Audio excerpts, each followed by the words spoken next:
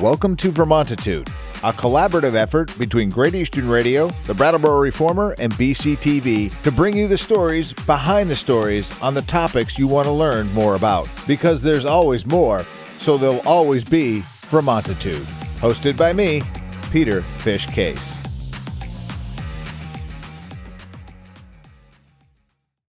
Welcome to Vermontitude. New episodes drop every Tuesday and can be found by going to vermontitude.com, reformer.com, or BCTV.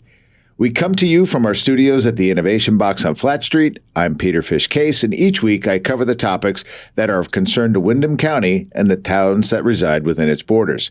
Today we are talking with the Windham Windsor Housing Trust Executive Director Elizabeth Bridgewater and Outreach Coordinator Marion Major. Welcome. Thanks. All right. Thanks. We're delighted to be here. Yeah, there's a lot to unpack here, so let's just get started. Let's talk a little bit about how Windham Windsor Housing is funded. So that is a big question because we have a multitude of programs, all with different funding sources. Okay. If we start with our rental real estate division, that's funded with a variety of sources coming both from the federal government and the state government. And it's all designed to help build new rental properties. So we had a little chance to sort of talk and sort of set this up, and maybe we can address it. So if it costs roughly to build new housing about $300 to $350 a square foot, as I understand it, but the common person can really only afford about a third of that, is that kind of the gap that you guys fill? Is that fair to say? Is that not a fair statement? Yeah, I think that's a fair statement. If you, when you think about rental housing development, there's different kinds of subsidies. One is to help actually lower the cost of building in order to keep the rents lower. Right. So, and that's where a big bulk of the subsidy comes in to help us build. All right. So we'll have a variety of funding sources, including sometimes permanent debt. And then our rents are typically much lower than market rate rents as a result of those subsidies. In addition to that, some people can't even afford those rents, and they will personally get a subsidy, which is called a rental voucher. So that's a different type of subsidy that helps with affordability. Okay.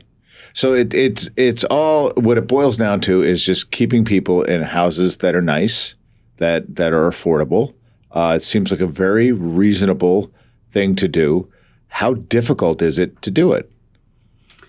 Well, it's I'd say it's a very rewarding challenge, but it is challenging, and it just takes some time to put together the financing in order to build a really high quality home. And I have to say, our homes are very high quality. Mm-hmm. I love to tell this story about when I first joined the Housing Trust in the Homeownership Center, and a colleague drove me around Brattleboro. And he was taking me to one of the rental properties, and I kept pointing out houses saying, "Oh, that's a nice house right there." And he said, "Oh, that's a Windham Windsor Housing Trust house." And then we'd drive down another street, and I'd say, "Oh, look at that historic building. That's beautiful. That's a Windham Windsor Housing Trust." So a lot of the really beautifully restored historic properties in town are Windham Windsor Housing Trust properties. But it is somewhat complicated to put a deal together, which is why it takes some time. Right. So you need to get it permitted. You need to get it financed. You need to work with a quality construction company, and then, of course, you need to build it. Right.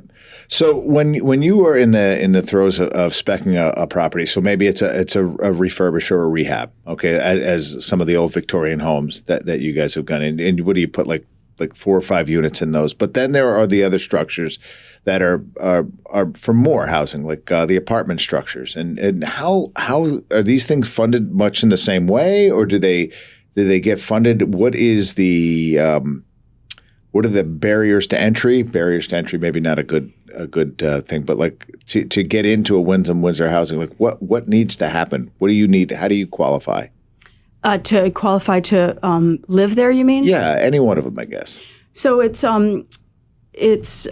based on income. So when we build a new building, mm-hmm. we're building it to serve a variety of people in the community. Right. And so we may have, for example, the Snow Block in downtown Brattleboro, 22 apartments. There's a group of them that are set aside to serve folks that are earning up to 30% of area median income. Then there's another group in the middle, up to 60% of area median income. and then another group of apartments serving up to 120% of area median income. We make those decisions at the very beginning. It's based on market studies, looking at our own wait lists and just seeing where the needs are in the community. And then we build a new building to meet a variety of folks in our community. So at the most basic level, it's income qualified. Then, of course, you also need to have landlord references, and you need to have enough income to be able to afford the rent. So those are kind of those are a few of the variables that'll help somebody access housing with the Windham Windsor Housing Trust. And I just want to put a fine point on that. You hear area median income and you go, what is that? Right. So if you kind of put it in personal phrasing, I guess I always look at myself and my past jobs. And, for instance, when I was a farmer for many, many years, I definitely would qualify for this housing. When I was a barista in town, I would qualify for this housing. When I started out as a professional planner at a regional planning commission, I qualify for this housing. So it really covers a broad spectrum of professions. Yeah, no, and I think that's an excellent point to make. I think that sort of helps people attach what you do to the people who need what you do, right? And it's not unreasonable to need a little help in a market where like the teeniest and tiniest of apartments are going for well over $1,000. I think we talked a little bit about the metric. When I moved out of my parental home, you worked about a week to pay your rent, maybe another week and a half to pay all your other incidentals. So half your month, maybe a little bit more of your month were to earn to do that. But I think that is just that equation, that metric is no longer good. Yeah, the vast majority of renters are creeping up to 50% of their income in rent, which puts you in a crisis. Yeah. There's a sort of term for that, and it's called severely cost burdened. If you're paying more than 50% of your income in rent, and that's happening actually all over the country now. Right. Yeah. This is not just here. This is just what you folks are doing to help solve that problem here locally, which is all we can really do. And the question comes up a lot, well, what does affordable housing mean? What is an affordable rent? And the idea is that no more than 30% of your income should go towards housing costs. Right. It's pretty simple. Yeah. That's the equation. And again, that's what it should, but that's not where we are. No, exactly. And that's our mission. Where are we actually? I mean, it is, I feel like the number is like 70%. Am I off the mark? People are paying for their housing costs. It's trending towards 50%. Okay. And hovering I'm being around a little there. dramatic. Is that what you're saying? No, I think Not for some families. I think some people are. In fact, talking with Kathleen Burke of the Vermont State Housing Authority, they're sunsetting a rental assistance program that came in during the pandemic years, and she published the rent burden for the people that are coming off that program. And when I read the statistics, I actually emailed her and asked her if there was a typo, because over 60% of the people coming off that program are paying more than 50% of their income in rent. Right. That's a very high number. And now that's a group of folks that have needed rental assistance during this period of time. But it also just demonstrates the kind of pressure that renters are under right now in Vermont. And it was certainly true. She broke it down by county, and it's certainly true for Windham County as well. Right. Yeah. Again, I don't think that these are unique problems to us. This is something else, but this is what we're doing here locally. But you're not just landlords, right? I mean, if we're going to break it down to the base thing, you do other work. So explain to me what Windham Windsor Housing does to support residents. Yeah. So I want to touch on our home ownership program, and then I'll share some of our supportive services work as well.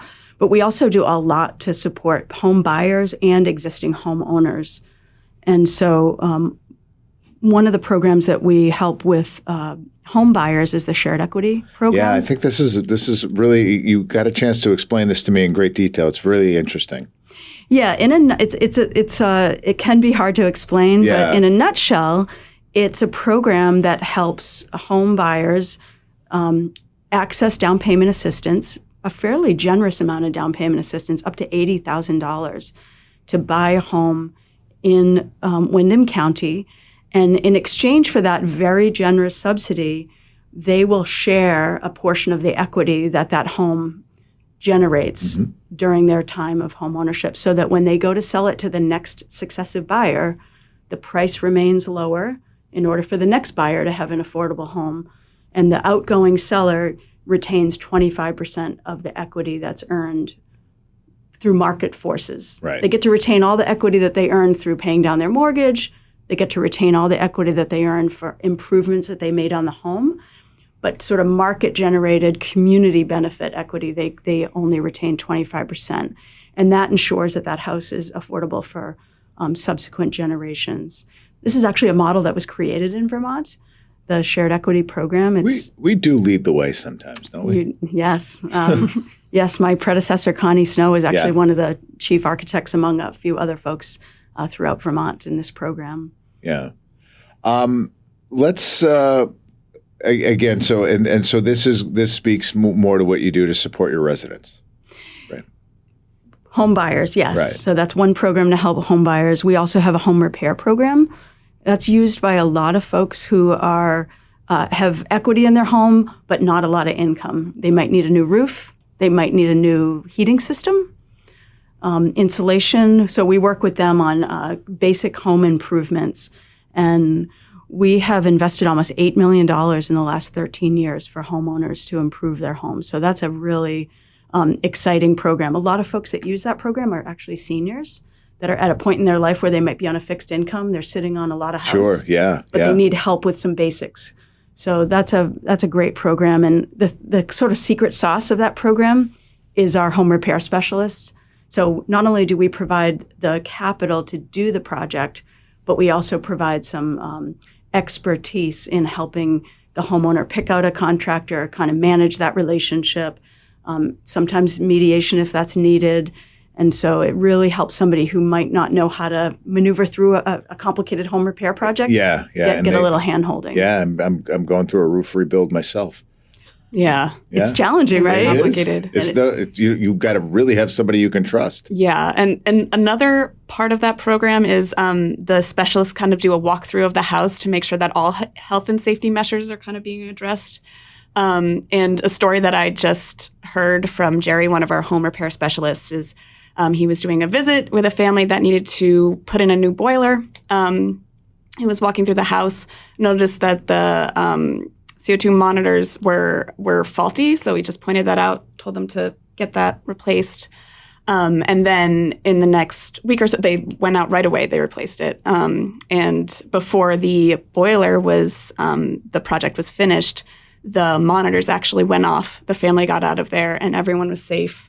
But just because of that quick walkthrough, they were able to just flag that. And it's important stuff, I think, that probably gets overlooked. And you honestly probably don't get a bunch of time to talk about that. There's these little things that are, I don't want to get over dramatic, but like save a life. That probably could have very much saved a life. Let me ask this though. When we're drilling down into what you do, how many homes do you have? How many dwellings do you have?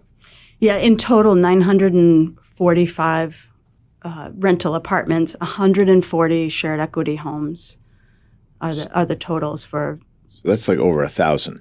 Over 1,000. So we've provided housing opportunities, both rental and home ownership, for thousands of Vermonters over the last 35 years. And that's across our entire footprint, so Windham and Windsor counties. Right.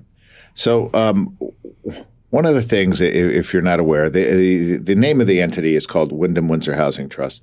But if you go to email these people, it's their name and at homematters.org.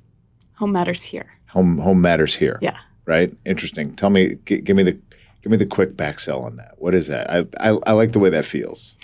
That's kind of what it all boils down to.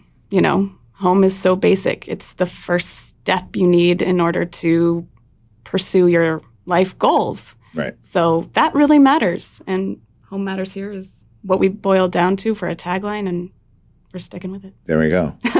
So committed to it, it's your email address. Yeah. Yeah, I like it because we also, as we were creating it, it was reflective of the community, like this home too, this community matters. So we felt like it was also an expansive tagline because it meant the individual home, but it also meant this place. This is where we do our work in this community that many people love, and it matters to people. The health of this community matters. So it has a lot of different connotations, which is why we chose the tagline. Oh, it's great.